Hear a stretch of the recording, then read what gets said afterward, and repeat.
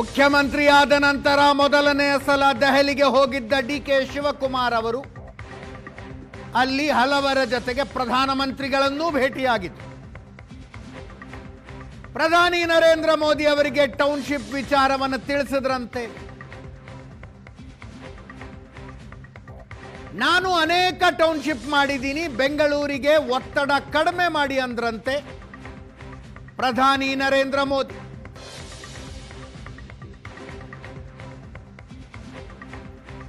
ಅಂದ್ರೆ ಟೌನ್ಶಿಪ್ ಪ್ಲಾನ್ಗೆ ಸ್ವತಃ ನರೇಂದ್ರ ಮೋದಿ ಅವರೇ ಒಳ್ಳೆಯದು ಮಾಡಿ ಅಂದಿದ್ದಾರೆ ಅನ್ನುವ ಅರ್ಥದ ಹೇಳಿಕೆ.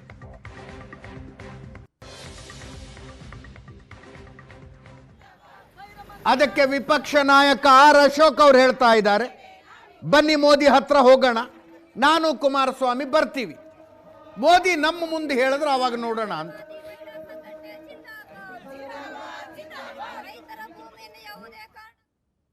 I wish them good luck. ಏನು ಕುಮಾರಸ್ವಾಮಿ ಮಾರ್ಗದರ್ಶನ ಕೊಟ್ಟರು ಆ ಮಾರ್ಗದರ್ಶನದಲ್ಲೇ ಟೌನ್ಶಿಪ್ ಆಗ್ತಾ ಇರೋದು. ಪ್ರೈಮ್ ಮಿನಿಸ್ಟ್ರು ಭೇಟಿ ಮಾಡಿದ್ದೀನಿ, ಪ್ರೈಮ್ ಮಿನಿಸ್ಟ್ರು ಹೇಳಿದ್ರು ನಾನು 7-8 ಟೌನ್ಶಿಪ್ ಮಾಡಿದ್ದೆ, ಡಿಕೆ ನೀನು ಒಳ್ಳೆ ಕೆಲಸ ಮಾಡ್ತಾ ಇದೆಯಾ, ಬೆಂಗಳೂರಿಗೆ ಜಾಸ್ತಿ ಒತ್ತಡನ ಕಡಿಮೆ ಮಾಡಬೇಕು ಅಂತ ನನಗೆ ಕಿವಿ ಮಾತಾಡಿದ್ದಾರೆ.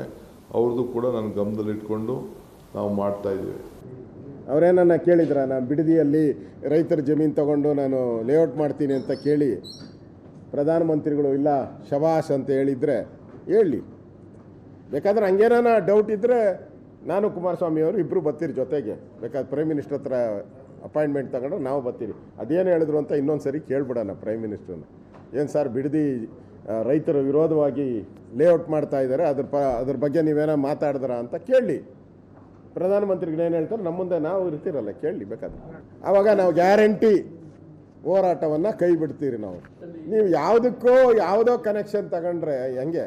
ಅಭಿವೃದ್ಧಿಗೆ ನರೇಂದ್ರ ಮೋದಿ ಒಳ್ಳೆ ಕೆಲಸ ಮಾಡಲಿ ಅಂತ ಹೇಳ್ತಾರೆ. ಅಭಿವೃದ್ಧಿಗೆ ಅವ್ರ ಲೇಔಟಿಗೂ ಅಭಿವೃದ್ಧಿಗೂ ಏನು ಸಂಬಂಧ ಇದೆ? ಅದರಿಂದ ಮೋದಿ ಹೆಸರನ್ನು ದುರ್ಬಳಕೆ ಮಾಡುವಂಥದ್ದು ಸರಿಯಲ್ಲ. ನನ್ನ ಕೊಲೀಗ್ ಪ್ರಶಾಂತ್ ನಾಥು ಲೈವ್ನಲ್ಲಿದ್ದಾರೆ. ಪ್ರಶಾಂತ್, ಫಸ್ಟ್ ಮೊದಲನೆಯ ಪೊಲಿಟಿಕಲ್ ಚಾಲೆಂಜಾ ಡಿ ಕೆ ಶಿವಕುಮಾರ್ ಅವರಿಗೆ ಟೌನ್ಶಿಪ್ ಅನ್ನೋದು? ಅದೇ ನನಗೆ ಚಾಲೆಂಜ್ಗಿಂತ ಜಾಸ್ತಿಯಾಗಿ ಒಂದು ಪೊಲಿಟಿಕಲ್ ಸಂಘರ್ಷ ಮುಂದಿನ ಒಂದು ವರ್ಷಗಳ ಕಾಲ ನಡೆಯೋದು ಬಿಡದಿ ಟೌನ್ಶಿಪ್ಪನ್ನು ಇಟ್ಕೊಂಡು ಅಂತ ಅನಿಸುತ್ತೆ. ಯಾಕಂದರೆ ಬಹುತೇಕ ವಿಪಕ್ಷಗಳ ನಾಯಕರು ಕೂಡ ಬಿಡದಿಗೆ ಹೋಗ್ತಿದ್ದಾರೆ, ಫರ್ಟೈಲ್ ಲ್ಯಾಂಡ್ ತೋರಿಸ್ತಾ ಇದ್ದಾರೆ.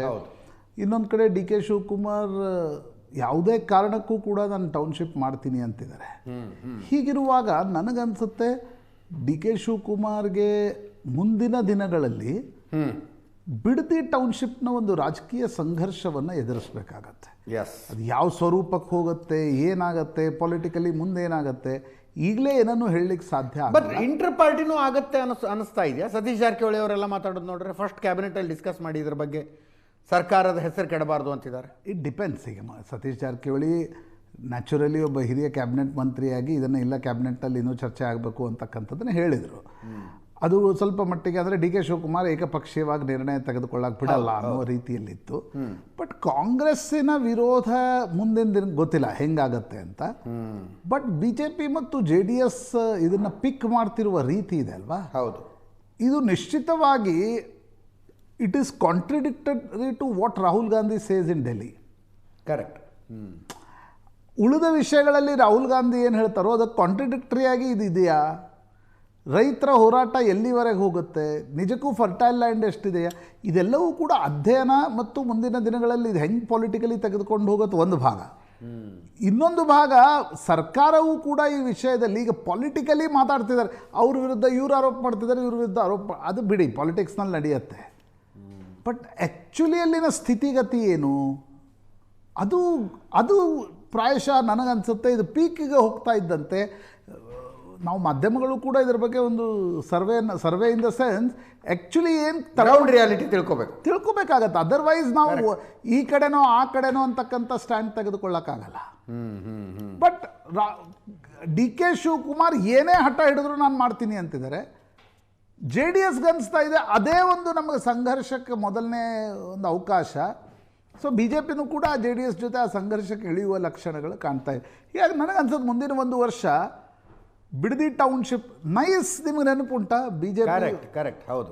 ನೈಸ್ ವಿಷಯದಲ್ಲಿ ದೇವೇಗೌಡರು ಹಠ ಹಿಡಿದು ನೈಸನ್ನು ವಿರೋಧಿಸಿದ್ರು. ಎಸ್ ಎಂ ಕೃಷ್ಣ ನೈಸ್ ಪರವಾಗಿ ನಿಂತರು ಆಗ. ಪ್ರಾಯಶಃ ಈ ಬಿಡದಿ ಟೌನ್ಶಿಪ್ ಕೂಡ ಅದೇ ಹಾದಿ ಹಿಡಿಯುವ, ರಾಜಕೀಯ ಮತ್ತು ಕಾನೂನಿನ ಸಂಘರ್ಷದ ಹಾದಿ ಹಿಡಿಯುವ ಲಕ್ಷಣಗಳು ಸ್ಪಷ್ಟವಾಗಿ ಕಾಣ್ತೇವೆ. ಸತೀಶ್ ಜಾರಕಿಹೊಳಿ ಅವರ ನಿಲುವು ಇದನ್ನ ಈಗಲೇ ಅನಲೈಸ್ ಮಾಡ್ಬೇಕಾ, let's wait for some more time ಅಂತ? ಅದು ಇದು ಟೂ ಅರ್ಲಿ. ಅದು ಅಂದರೆ ಅನೇಕ ಬಾರಿ ಮಾಧ್ಯಮಗಳು ಬಂದಾಗ ನೋಡೋಣ ಕ್ಯಾಬಿನೆಟಲ್ಲಿ ಬರಲಿ ಅಂತ ಹೇಳಿದ್ದನ್ನೇ ನಾವು ಪಾರ್ಟಿಯಲ್ಲಿ ವಿರೋಧ ಅಂತಕ್ಕಂಥದ್ದನ್ನು ತಗೊಳ್ಳೋದಾ, ಅಥವಾ ಈಗ ಬಾಲಕೃಷ್ಣ ನಿನ್ನೆ ಅಶೋಕ್ ವಿರುದ್ಧ ಎಲ್ಲ ಮಾತನಾಡಿದರು. ಹೌದು. ಹೀಗಾಗಿ ಬೆಂಗಳೂರಿನ ಸುತ್ತಮುತ್ತಲ ರಾಜಕಾರಣಿಗಳು ಅದರ ಬಗ್ಗೆ ಏನು ಹೇಳ್ತಾರೆ? This is basically a politics of Vokkaliga. Bidadi ಟೌನ್ಶಿಪ್ನ ಏನು ಹೋರಾಟ ಮುಂದಿನ ದಿನಗಳಲ್ಲಿ ನಡೆಯುತ್ತೆ, ಅದು D K Shivakumar versus JDS ನಡೆಯುತ್ತೆ. ಅದು ಹೋಗ್ತಾ ಇರುವ ರೀತಿಯನ್ನು ಗಮನಿಸಿದರೆ next fight between Kumaraswamy and D K Shivakumar ಏನಿದೆ ಅದು ಬಿಡದಿ ಟೌನ್ಶಿಪ್ಗೆ ಸಂಬಂಧಪಟ್ಟಂತೆ ನಡೆಯುತ್ತೆ. ಅದು ಎಲ್ಲಿವರೆಗೆ ತೆಗೆದುಕೊಂಡು ಹೋಗ್ತಾರೆ, ಏನಾಗತ್ತೆ? ಬಟ್ ಒಂದು ಮಾತ್ರ ಈ ಅದರ ಒಟ್ಟಾರೆ ಇದನ್ನು ನೋಡ್ತಾ ಇದ್ದಾಗ ಡಿ ಕೆ ಶಿವಕುಮಾರ್ ಮತ್ತು JDS ನಡುವಿನ ಈ ಒಂದು ಫೈಟ್ ಇದೆ ಅಲ್ವಾ, ಇದು 2028ರ ಪಾಲಿಟಿಕ್ಸ್ಗೆ, ಇಲೆಕ್ಷನ್ಗೆ ಮುನ್ನುಡಿ ಬರೆಯುತ್ತೆ ಒಕ್ಕಲಿಗರ ಹಳೆ ಮೈಸೂರು ಭಾಗದಲ್ಲಿ ಅಂತ ಅನ್ನಿಸ್ತಾ ಇದೆ. ಎಸ್.